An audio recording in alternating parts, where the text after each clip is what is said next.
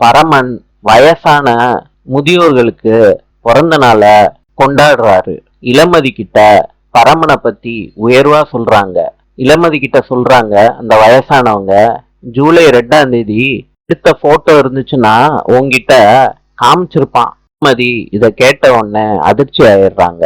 பரமன் கிட்ட சொல்றாங்க, நீ கடையில இருந்து எடுக்கலங்கிறத நான் நல்லா புரிஞ்சுக்கிட்டேன். இளமதி சொல்லிட்டு அவங்க அப்பா கூட போறாங்க.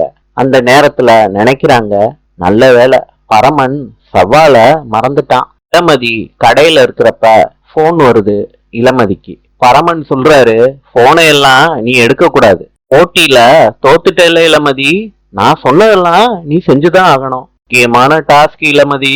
இளமதி பெரிய தலவாழை இலைய வாங்கிக்க, இது நிறையிற அளவுக்கு நான் சொல்ற ஃபுட் எல்லாம் செய்யற. இளமதியும் பரமனுக்கு செஞ்சு தலவாழை இலையில பரிமாறுறாங்க. பரமனும் ரொம்ப சந்தோஷமா சாப்பிடுறாரு. அந்த நேரத்துல ரிஷி வந்துடுறாரு.